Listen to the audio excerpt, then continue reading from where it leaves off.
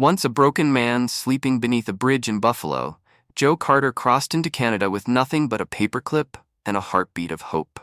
2 years later, he's a self-made inventor, business owner, and the founder of a movement giving second chances to those the world forgot. Before we begin, let us know in the comments where you're watching us from, and please like this video to support the channel. Now sit back, relax, and enjoy the story. I remember the cold that night more than anything else. Not the wind, not the hunger, not even the shame of asking for spare change outside the gas station on Elmwood Avenue.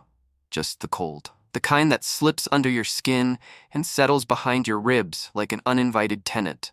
The kind that doesn't just hurt your body, it whispers to your soul, tells you you're not meant to make it through the night. That was the night I met the bridge. There's something sacred about bridges if you think about it. They're not just concrete and steel. They're possibility. They connect what's behind you to what's in front of you, if you've got the guts to cross. I was sitting beneath one just outside Buffalo, New York. Rainbow Bridge, they called it. Pretty name for a slab of road. On the other side, Niagara Falls, Ontario, Canada. A country I'd never set foot in. A country that felt like a fairy tale made of snow, politeness, and maple syrup. But that night, even a fairy tale sounded better than the chapter I was living. My name is Joe Carter. I used to be a mechanic, a good one too. Ran a shop back in Cleveland with my wife Marianne. She handled the books, I handled the grease. We even had a little logo painted on the sign, Carter's Auto, with a cartoon spark plug shaking hands with a wrench. Corny as hell. But it was ours. Then life did what life does. A drunk driver ran a red light one Tuesday morning, and Marianne never came home. The shop folded inside 6 months. I drank for a while, then drank some more. Tried to stop. Failed. Tried again. Sometimes I wonder if the bottle was ever the problem, or just the bandage on a wound too deep to see. I drifted. Lost jobs. Lost my apartment. Lost friends. My daughter Emma stopped answering my calls. I couldn't blame her. You can only watch your old man crumble so many times before you stop reaching out to catch the pieces. So there I was, 48 years old, with a duffel bag that smelled like mildew and a pocket full of coins that couldn't buy dignity, let alone dinner. I'd heard a rumor from a guy at the shelter. Canada had better programs, safer streets, people who didn't look through you when they passed. Whether it was true or not, I had no plan B. I figured if I could just get across that bridge, maybe, just maybe, I could start over. A little hope is a dangerous thing when you've got nothing left to lose. I stood under that bridge that night, shivering in a pair of boots I'd found in a donation bin, the laces 2 different colors and the soles barely holding. Snow was falling like powdered sugar over the road above, and every now and then a car would rush by overhead. The vibrations trembled through the concrete, like the heartbeat of a city that didn't know I existed. And that's when I saw it. Something small, something stupid, but it changed everything. A cup of coffee. Not mine, mind you. It was sitting on the railing above me, left behind by some driver who probably got distracted or was running late. Steam still curling up from the lid, a tall one from some local cafe, cinnamon something. I could smell it from 6 feet away, warm and spicy and utterly unreachable. I stared at it for 5 solid minutes, argued myself. Pride said don't touch it. Hunger said otherwise. Eventually, hunger won. I climbed up onto the concrete ledge, just far enough to stretch an arm. The wind howled like it didn't want me there. I could feel my balance waver. The river below roared its own warning, but my fingers curled around the cup and brought it back down like a stolen treasure. I held it between my palms, absorbing the heat before I even took a sip. And when I did, Lord, it was good. Sweet, warm like holidays I hadn't had in years. And in that moment, I swear, I felt something flicker inside me. Something small. Something dangerous. Hope.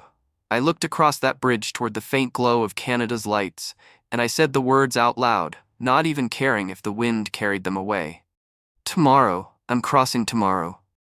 That night, I didn't sleep. Not because of the cold, though that was still there, biting at my ears and nose. No, I didn't sleep because something in me had clicked. I wasn't ready to die under that bridge. Not yet. Not with a spark in my chest and a half-decent cup of coffee in my stomach. Morning came in shades of gray. Trucks rumbled by, commuters honked, The world resumed its business of pretending people like me didn't exist. I waited until the footpath opened to pedestrians, then walked toward the bridge like a man with a mission.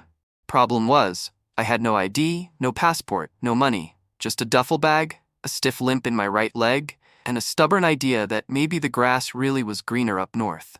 The Canadian border officer looked at me the way you might look at a dog wandering into a fine restaurant. Not angry, just confused. "You got ID, sir?" "No, sir," I said. "But I got calloused hands and a mind that still works. That count for anything?" He blinked at me.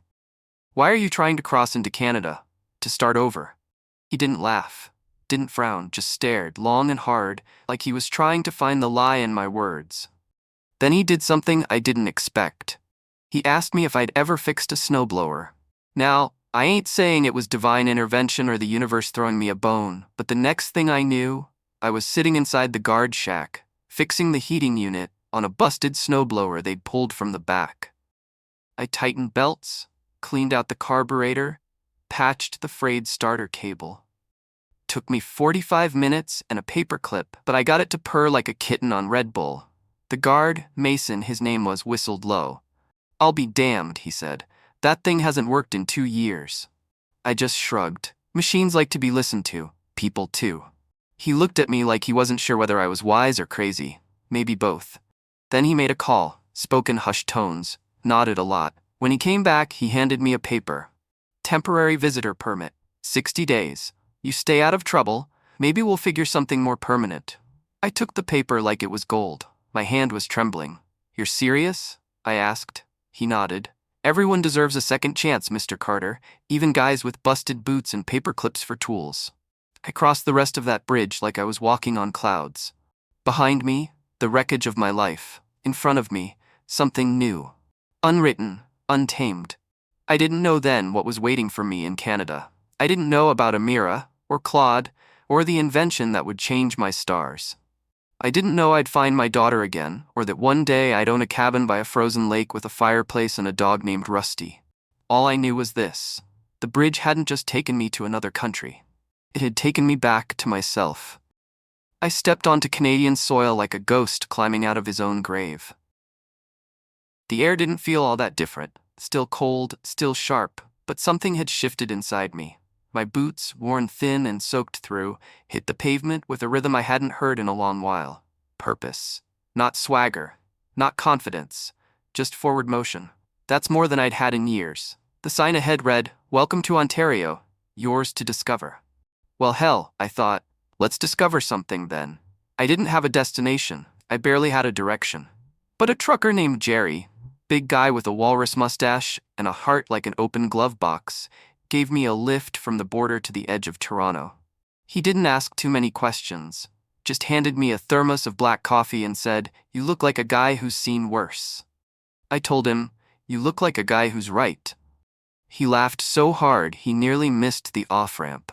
He dropped me near a place called Regent Park. I'd later learn it was one of the oldest public housing areas in the city. Some said it was tough, others said it was changing. All I knew was, it had people. And where there's people, there's opportunity. Or at least a place to sit without being arrested. I walked until my legs gave out, found a bench across from a community center, and collapsed onto it like a sack of wet laundry. I must have dozed off, because when I opened my eyes, the sky was rolling into shades of peach and bruised purple. That's when I met her. "Hey!" The voice cut through my half-sleep like a needle through thread. I sat up quick, expecting a cop or maybe some pissed-off local telling me to move along. Instead, I saw a woman standing across the path holding a tray of sandwiches. She was wrapped in a long burgundy coat and wore a patterned hijab that fluttered slightly in the breeze. "You look like you could use one," she said, lifting a sandwich. "Or 5. I blinked at her. "Is there a catch?" she grinned. "Only that you don't fall asleep and freeze to death on my bench. I have a reputation to maintain." I took the sandwich. Peanut butter and banana, odd combo but warm and filling. She watched me eat like it gave her some kind of peace. "My name's Amira," she said, holding out a hand. "Joe," I replied, shaking it. Her grip was firm. I liked that. "You from around here?" "Nope, just crossed the border this morning." She raised an eyebrow.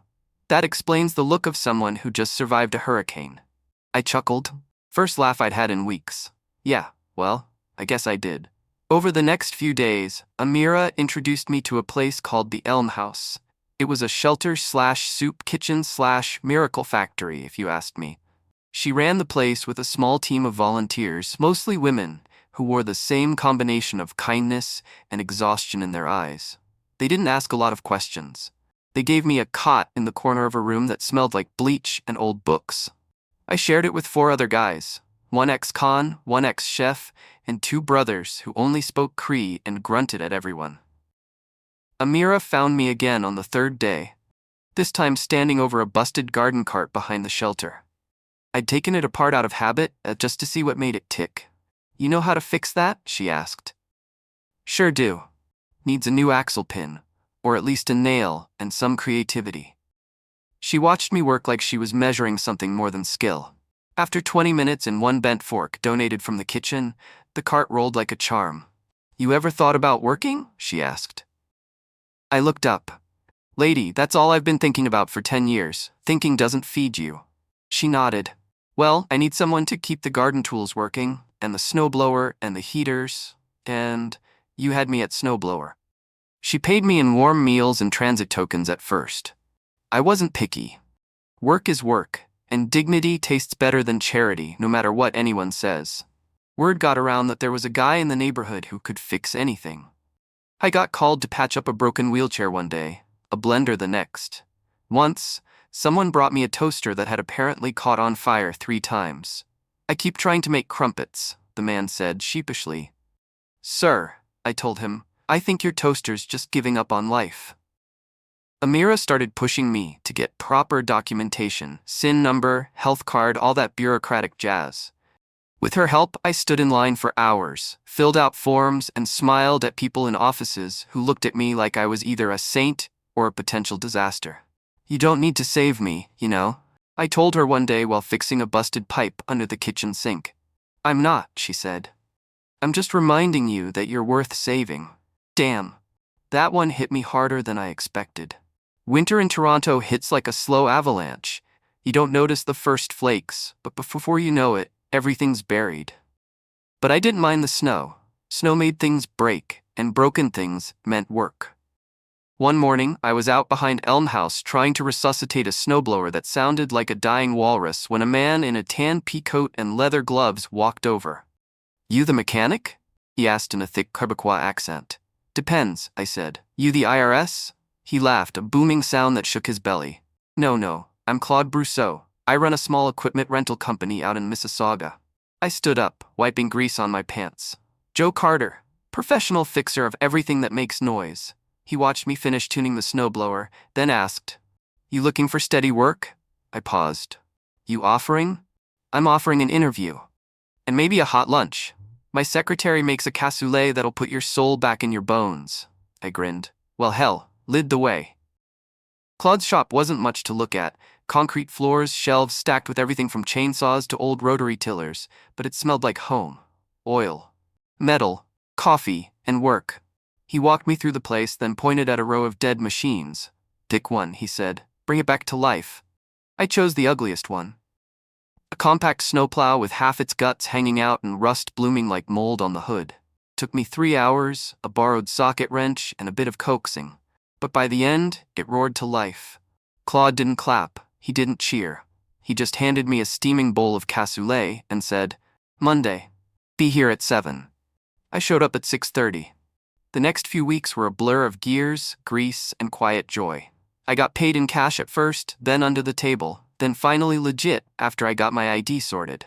Claude was rough but fair. He didn't talk much, but when he did, it mattered. "You got hands that remember," he said one night, "and eyes that don't miss much." "I used to own a shop," I said. "Long time ago." "What happened?" "Life." He nodded like that explained everything. By late February, I had my own set of tools, a locker with my name on it, a routine. I took the bus from downtown every morning and rode back in the dark, tired but content. Amira still checked in on me. She made me promise to come back to Elm House on weekends, fix whatever broke. I always did. One Saturday, while tuning a space heater, she asked, "You ever think about your family?" I froze. All the time, I said. Why not write to them? What if they don't want to hear from me? She shrugged. Then at least you tried. I didn't say anything, but that night I found a payphone and called a number I hadn't dialed in 6 years. It rang twice, then voicemail. Hey, it's me, I said. It's Dad. I'm alive. I'm in Canada. I'm okay now. I miss you. That's all. I didn't expect her to call back, but 2 weeks later I got a letter in the mail. No return address.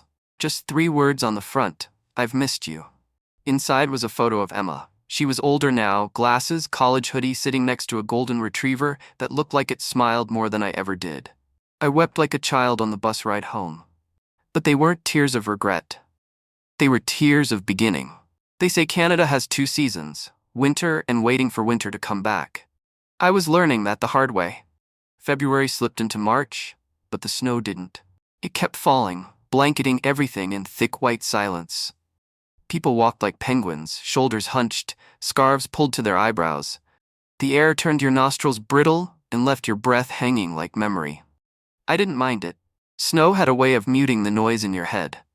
The past didn't feel so loud when you were busy keeping your fingers from going numb. At Claude's shop in Mississauga, business was booming. The snow wouldn't quit, and neither would the machines. Blowers broke belts, plows jammed with slush, salt trucks lost their minds mid-shift. Every day was a parade of mechanical chaos, and I loved every second of it. Claude paid me fair. Every Friday he'd hand me an envelope, no words, just a firm nod. I never opened it in front of him. Just pocketed it like a sacred thing, then rode the bus home clutching it like a talisman. And home, oddly enough, was starting to feel like somewhere. I'd moved out of Elm House and into a rooming house above a convenience store near Dundas and Parliament. My room had a bed, a hot plate, a window with a crank that didn't work, and exactly 1 drawer that didn't squeak. Luxury, by my standards.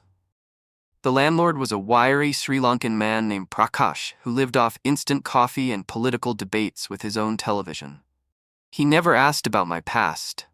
He just liked that I paid on time and didn't break anything. I bought my first set of clothes that weren't secondhand from a discount bin on Queen Street, jeans that actually fit, and a flannel shirt so thick it could stop bullets. I even bought gloves that matched. It's funny, the things you take for granted when you've got them, like clean socks or a drawer of your own. Every Sunday I went back to Elm House. It was habit by then. I'd show up at 10 sharp, fix whatever needed fixing, and eat lunch with the volunteers. I liked the noise of the place, the clatter of pans, the hum of people just trying. That's what Elm House was at its core. A place full of try. Amira kept the engine running. She was part mother, part architect, part field general. She ran meetings like boot camp, but hugged everyone like they were her favorite niece. People followed her because she never asked for more than she gave. One Sunday, she caught me rewiring a flickering light in the hallway. You ever rest? She asked, arms crossed, eyebrow raised. Resting's how things fall apart, I said. She gave me that squinty look. You sound like my father. Smart man? Very. Stubborn too, like you. I grinned. I'll take it as a compliment. You should. He built a village from nothing. That gave me pause. A village? In Somalia, during the war, he dug wells, built roofs, fed people. When I was little, he used to say, no one is too small to make a shadow. I turned that over in my head for the rest of the day. Around that time, Claude started throwing me bigger projects. One in particular changed everything. It was a municipal contract. The city needed modified snowplows that could handle denser slush without clogging the chute. Their current models were inefficient, wasting fuel, breaking down mid-route. Claude figured if we could retrofit a more flexible impeller system, we might score a long-term contract. Now, I don't pretend to be an engineer, but I know machines. I know when something's fighting itself, and I knew we could make it better. I stayed late for a week straight, fiddling with a prototype.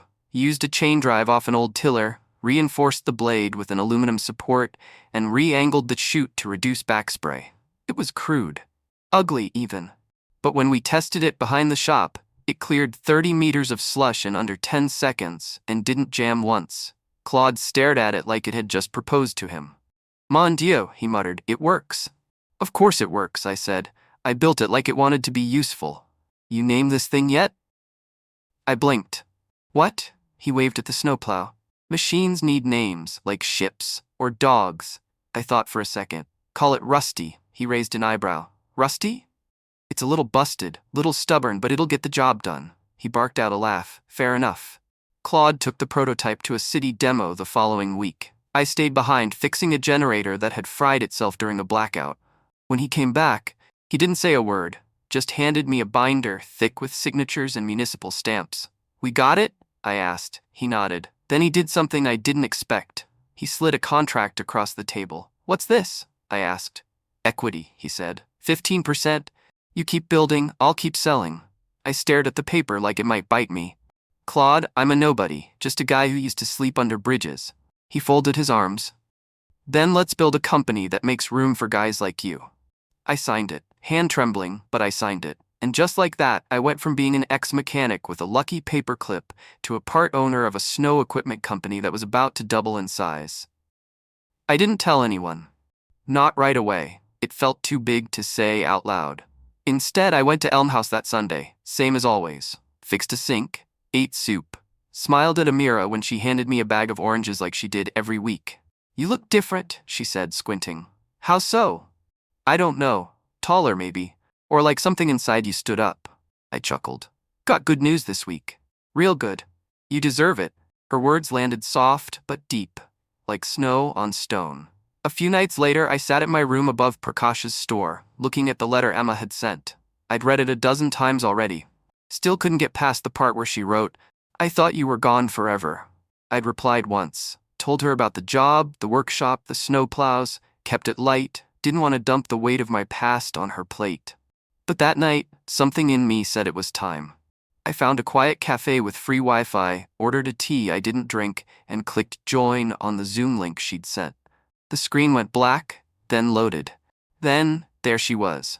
Emma, 23 now, hair shorter than I remembered, still wore glasses, still had my eyes. She didn't cry, just stared for a long time. Hi, I said. Hi, Dad. That was it, just Dad.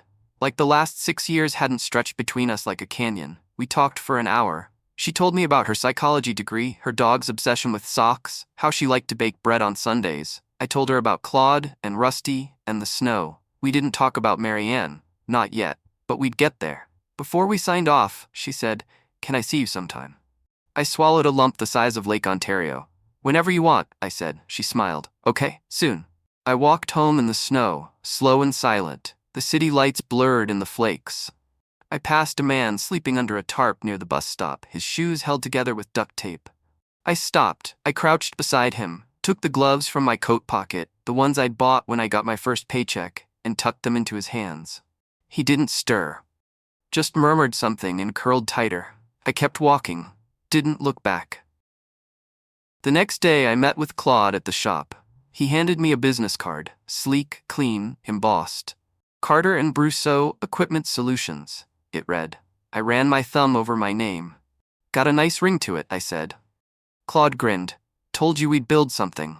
We moved into a bigger warehouse by spring, hired 3 mechanics, started shipping our retrofitted plows to municipalities in northern Ontario. Even got a write-up in a trade journal.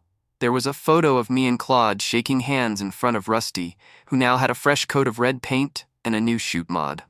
I cut it out, mailed it to Emma with a note that read, Still fixing things, still trying, love Dad.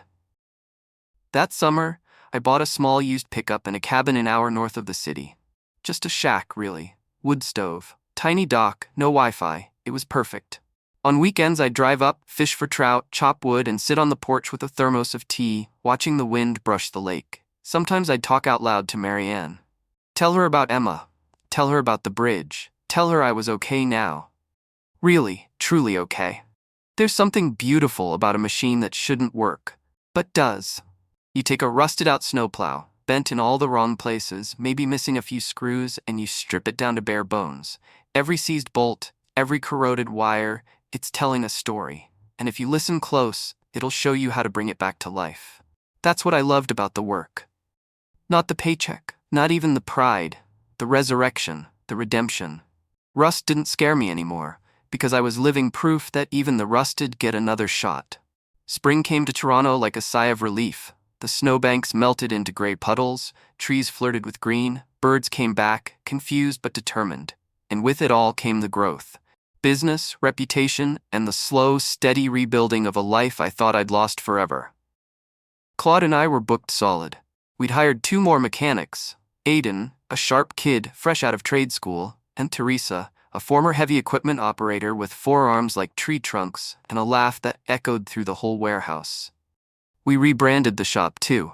Carter and Brousseau Equipment Solutions now had a website, a shiny new logo, and even a customer hotline, which Claude hated. "Phones are for people with time to waste," he'd grumble. "If you want something fixed, bring it in. If it's on fire, call 911. Fair enough. But word was spreading. We weren't just fixing things, we were improving them. And when your snowplows are running 20% more efficiently and breaking down 50% less, cities start to notice. We landed a contract with Sudbury by early June, then one with Thunder Bay. We were expanding into parts of Quebec and even fielding calls from as far as Saskatchewan. It was surreal. One day you're sleeping under bridges, the next you're sitting in on conference calls about procurement policy and delivery logistics. Claude handled the numbers, I handled the machines, and it worked. God, it worked better than anything in my life had in years. But success has a strange side effect. It makes the silence louder. That's how I ended up driving to that bridge again. The same one I'd crossed months ago, half frozen and full of desperation. I don't know what I was looking for. Closure? Maybe. Or proof that I hadn't just imagined the whole thing. I parked a few blocks away and walked to the edge of the footpath. The railing still had dents where snowplows kissed it during icy turns. The river roared below like it always did, loud and uncaring. I sat on a bench, the same one I'd slept on that first night, and pulled out a thermos of coffee. Not store-bought. Not stolen. Mine. Made it myself that morning in my own kitchen. That mattered. I sat there for an hour, watching tourists pass by with cameras and cotton candy fingers. None of them noticed me. But I didn't mind. For once I didn't need to be noticed. I just needed to remember. I came back to the shop that Monday feeling lighter. Claude was waiting for me, arms crossed, a look on his face like someone had told him the coffee machine was broken. "We got a visitor," he said. I wiped my hands on a rag. "Customer?" "Sort of." He stepped aside, and there she was, Marianne's sister. Linda. She looked older than I remembered, but weren't we all? Her hair was silver now, pulled into a bun that looked like it'd been fighting gravity since morning. She wore the same expression she always had, like she was scanning the room for things to disapprove of. "Joe," she said, flat and cold. "Linda," I replied, trying to keep my voice steady. Claude looked between us like he was watching a soap opera he didn't want to be part of, then muttered something about paperwork, and disappeared into his office. "What are you doing here?" I asked. "I saw the article," she said, "the one in Municipal Mechanics Monthly." Of course, the damned article. Emma had mailed me a copy, proud as punch. I'd smiled at it for days, didn't think anyone else would care. Linda pulled a folded piece of paper from her purse. It was a letter, Emma's handwriting. "I didn't know you were in touch," I said softly. "She called me," Linda said you'd changed. I waited for the but. It didn't come. Instead, she sat down on one of the shop stools and sighed. "She wants to come visit." I wanted to see what kind of mess she'd be walking into. I frowned. "I'm not drinking. I've got a place, a business. I'm trying, Linda." "I can see that." That surprised me. Then she added, "Just don't screw it up this time." And just like that, she stood and walked out, leaving a faint trail of perfume and judgment in her wake. I told Emma she could come whenever she was ready. She picked the second weekend in July. I cleaned the cabin from top to bottom, scrubbed the windows, washed the linens, even baked muffins. From a box, sure, but still, muffins. She arrived with a duffel bag, a nervous smile, and the dog, Charlie.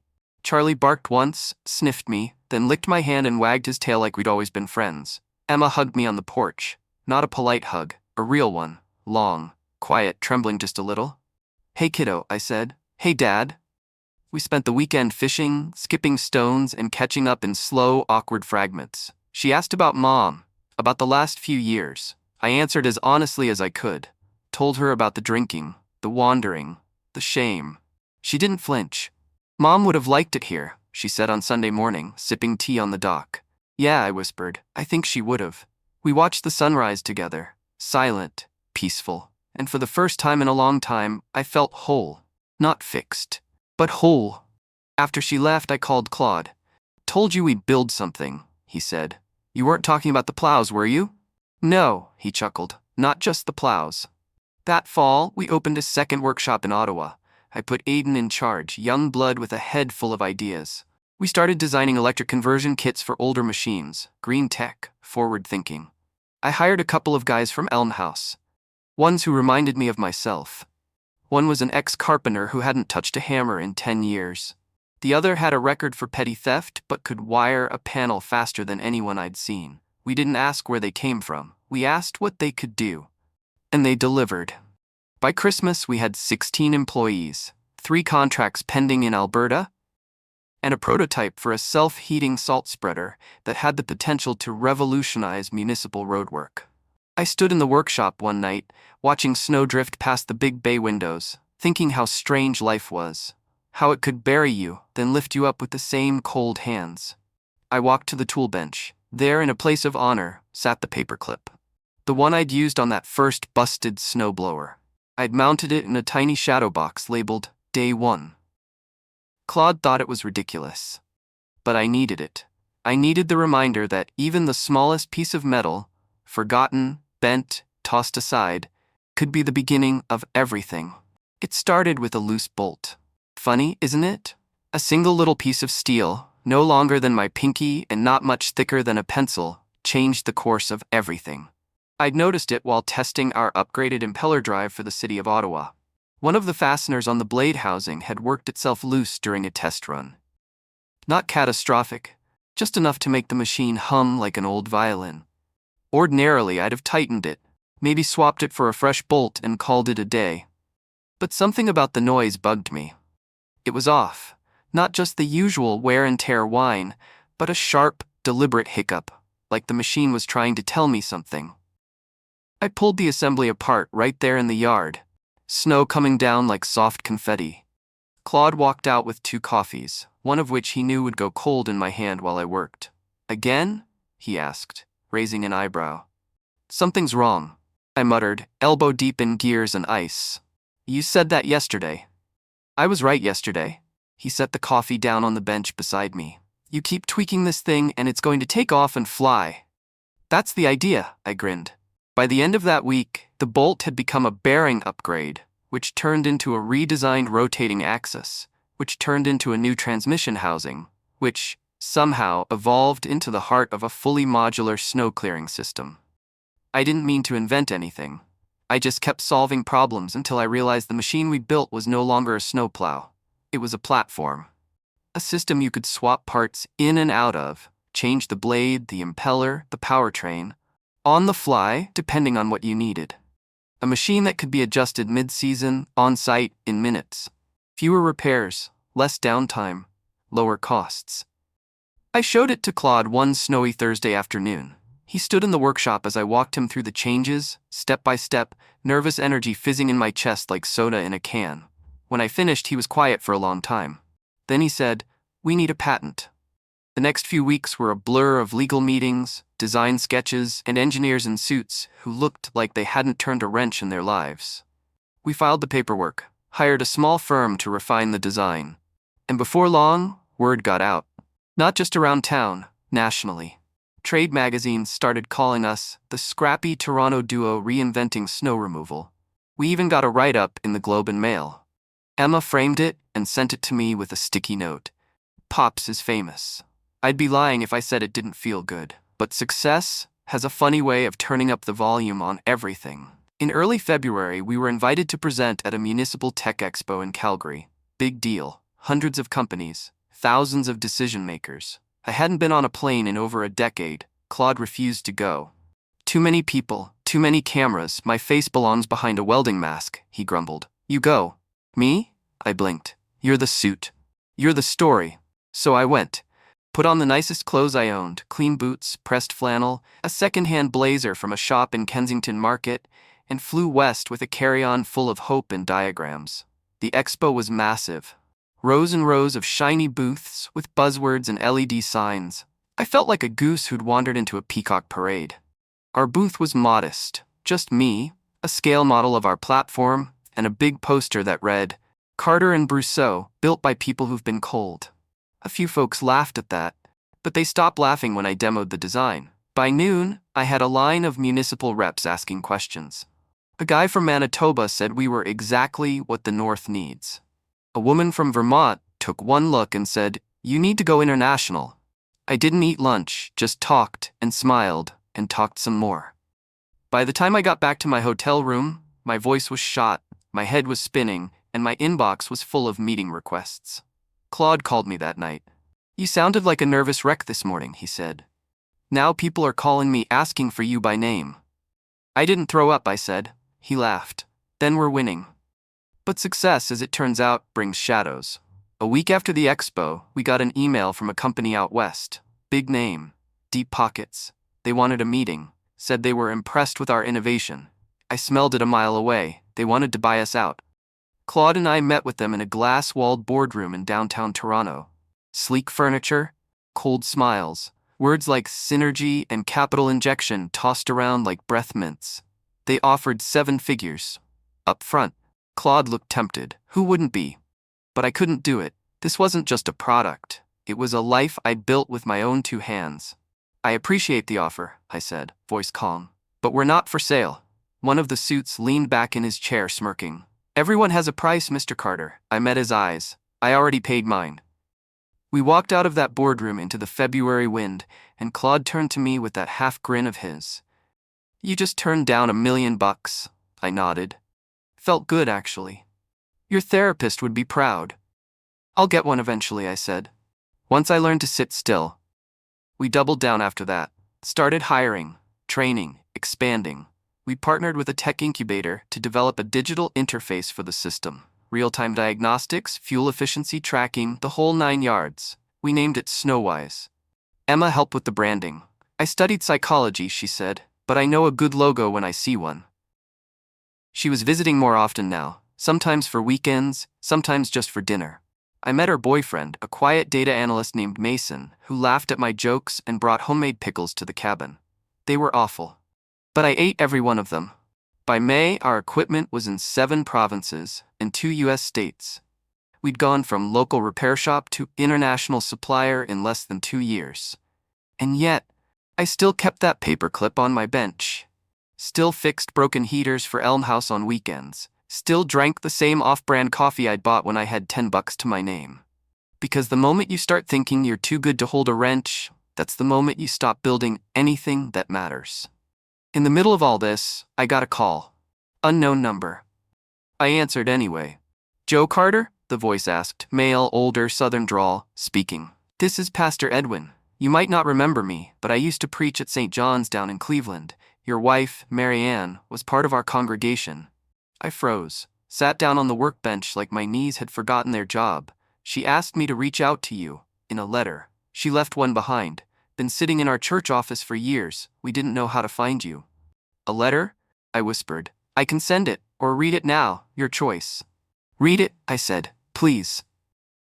His voice shook just slightly as he read. "Joe, if you're hearing this, it means you survived, and I'm so glad. I want you to know I forgive you. For the drinking, for the distance, for all the pain we never learned how to name. You were always more than your worst day. I hope you remember that. I hope Emma knows it too. Love always, Marianne." I didn't speak for a long time, just sat there. One hand on the paperclip, one hand on my chest, and I wept. But this time, they weren't tears of grief. They were release.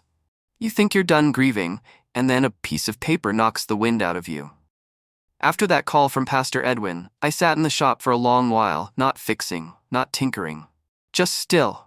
The kind of still that vibrates, like a stopped engine cooling down after a long, loud run. Marianne's voice wasn't in the letter, but it might as well have been. I could hear her in every line, every word. That graceful, steel-strong tone she used when she was holding the family together, with spit and love and late-night casseroles. She always knew how to love better than I did. Even when I was running from everything, she kept her heart open. I used to think I didn't deserve that kind of forgiveness. Still do sometimes. But I heard her now. For the first time in years, I heard her clearly. And what she was telling me, plain and simple, was, keep going. Emma came to the cabin the following weekend. She brought Charlie 2 loaves of sourdough bread and a plant she insisted I try not to kill. You cried when you got the letter, didn't you? She asked, sitting cross-legged on the porch swing. I did. Good. We didn't need to say much else. She sat beside me, leaning on my shoulder. Charlie chased bugs and barked at trees. The lake shimmered in the late spring sun, and for a while, all was still. Then, Emma said something that changed everything. You know, she began, Mom would have loved this place, but she would have hated how few people get a second chance like you did. I nodded. Yeah, I think about that a lot. So let's do something about it. By mid-June, I had a plan. It started small, the way the best things usually do. A corner office I barely used, a whiteboard covered in bullet points, and a folder labeled Project Marianne. Claude rolled his eyes at the name. Sounds like a charity run by monks. It's a pilot program, I said. We train people, folks who've been homeless, who've served time, who got knocked off the path, for mechanical work. Real training. Certifications. The whole thing. Claude scratched his chin. You're serious about this? Dead serious. He leaned back in his chair, then said, How much is it going to cost me? Nothing. I'm funding it. Claude smiled slowly. That's the most expensive kind of nothing I've ever heard. We launched it that fall. 5 apprentices, all from shelters across the city, referred by organizations that knew the difference between people who needed a handout and people who needed a way back in. I interviewed every one of them myself. There was Devonte, a soft-spoken giant who could disassemble a carburetor faster than I could boil coffee. Spent 3 years in jail for stealing a car. Knew more about engines than most certified techs. There was Sheila, a former nurse whose life fell apart after a bad divorce and a worse pill addiction. She had a mind like a steel trap and hands that could fine-tune a circuit board blindfolded. Every one of them reminded me of something I'd lost, or found, or fought for. Every one of them mattered. We ran the program out of the original Mississauga shop, kept it hands-on. Claude supervised some days. I led most. We worked side by side, sleeves rolled, boots muddy, no lectures. No judgment, just learning, sweating, fixing. After the first month, Sheila pulled me aside. Can I ask you something? She said. Shoot. Why us? What do you mean? Why take a risk on people like us? I didn't answer right away, just handed her a box of sockets and pointed to a jammed impeller that needed love. While she worked, I finally said, because someone took a chance on me when I didn't deserve it, and it saved my life. She looked up, smiled, and nodded. Good answer. Emma helped set up a scholarship fund tied to the program. She gave talks at local colleges, met with donors, even roped her boyfriend Mason into making a promo video for social media. He was still terrible at pickles, but his editing skills? Pretty damn good. The program grew fast. Too fast, maybe. We had more applicants than we could train. City officials took notice. Other businesses started asking how they could help. That's when Claude pulled me aside in the shop one night. You're building a movement, he said. I'm just fixing people. Same thing, he said, takes patience, tools, and the belief that what's broken is still worth saving. The official name became the Marianne Initiative. Emma designed the logo herself, a rising wrench wrapped in wildflowers. You sure your mom liked flowers? I asked. She loved resilient ones, she said, ones that grew in cracks. That settled that. By winter, we had 3 cohorts in rotation, 2 full-time instructors, and a waitlist that stretched into spring. Devonte landed a full-time job with our Ottawa branch. Sheila went on to co-manage a parts supplier. One of our quietest trainees, a kid named Nick, who barely spoke above a whisper, invented a pressure regulator that ended up saving us thousands in fuel costs. We gave him a bonus. He cried for 10 straight minutes. That Christmas, Emma and I sat by the fireplace at the cabin. She made hot chocolate with cinnamon and nutmeg, Marianne's recipe. The air smelled like memory. I still miss her, she said quietly. Me too. Sometimes I get angry she's not here. Yeah. She would have loved seeing this. You, the shop, the people you're helping. She does see it. Emma glanced at me. You believe that? I do now. I sent a package to Linda that New Year's. Inside was a copy of our initiative's first annual report, a photo of me and Emma and the apprentices, a check, made out in Marianne's name, to the women's shelter Linda volunteered at. No note, just the gesture. She never wrote back. Didn't need to. One snowy morning in February, I arrived at the shop early. Just me, the frost, and the machines. And on my bench, taped to the wall, was a note written in thick, shaky pen. Mr. Carter, thank you for giving me a reason to get up again. This place saved me. I hope I make you proud. Nick. I ran my fingers over the paper. The ink had smudged slightly, maybe from his hands, maybe from mine. It was just a note, but it meant everything, because I'd finally realized something. All that time I spent trying to become rich, I'd already been given the greatest wealth there is, a second chance, and the power to give one back. The first thing I bought when I got rich wasn't a car or a house or a gold watch. It was a bench. Not just any bench, a simple wooden one, same kind they put in parks, with a small brass plaque screwed into the backrest. It sat beside the Rainbow Bridge in Buffalo, facing the water, quiet and tucked away from foot traffic. The plaque read, "To the ones who crossed anyway, JC." No one ever asked what it meant. But I knew. It was 2 years to the day since I crossed that bridge.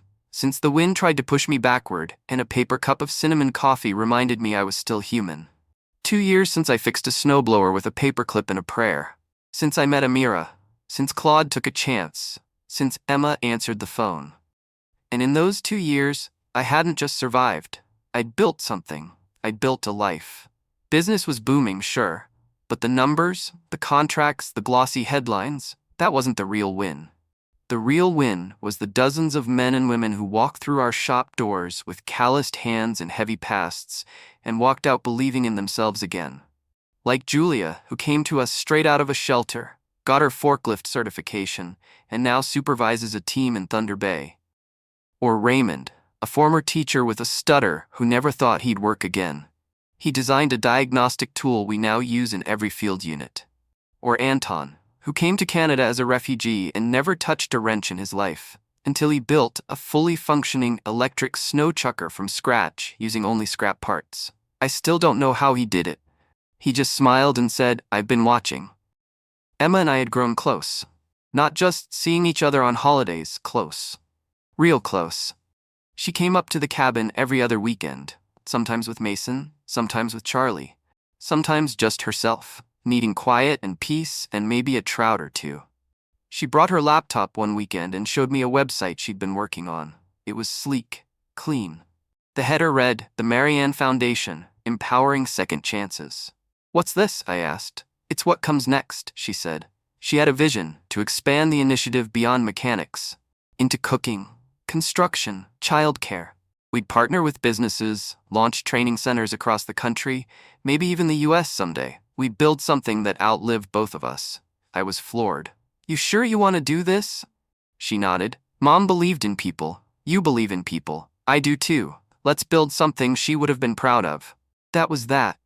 The Marianne Foundation was born. We hosted the first gala in downtown Toronto. I wore a tie, Claude wore a bolo. Amira gave a speech that made half the room cry. We raised over $200,000 in one night.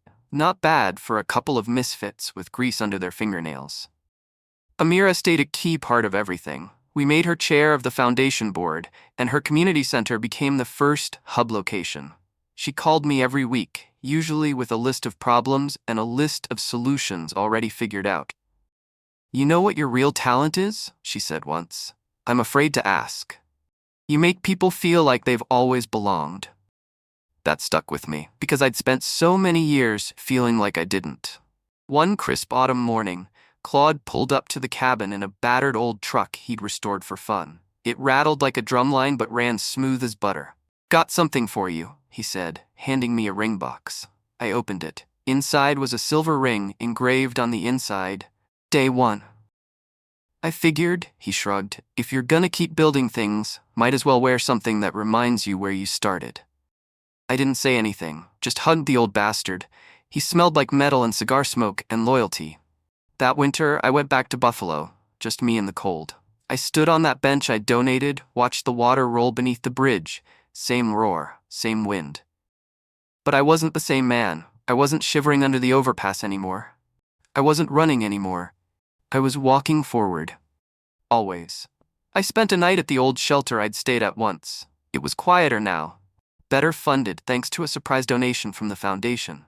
A couple of the staff recognized me from the newspaper stories. "You're Joe Carter, right?" one of them asked. "I used to be," I said, smiling. "Now I'm just Joe." On the way out, I saw a kid, maybe 19, sitting on the stoop, arms tucked into a hoodie, eyes darting like he was ready to bolt. He had that look. I knew it too well. I walked over, sat beside him, said nothing for a while, then handed him something. A paperclip. He looked at it, confused. "Sometimes," I said, "the smallest things can hold your whole life together." He didn't say anything, but he didn't throw it away, either. Back at the cabin, I found myself up late, watching the fire crackle. Emma had gone to bed. Charlie was snoring on the rug. The lake outside was frozen over, the stars scattered like broken glass. I pulled out an old journal and wrote 3 words at the top of a new page. What comes next? Because that's the thing about redemption. It doesn't end when you get your life back. It begins when you help someone else find theirs. So here's what I'll leave you with. If you're standing at the edge of a bridge, cold and lost and unsure, take one more step. Even if your boots are worn, even if your hands are shaking, even if all you've got is a paperclip in your pocket and a little bit of hope in your chest. Take the step. You never know where it'll lead.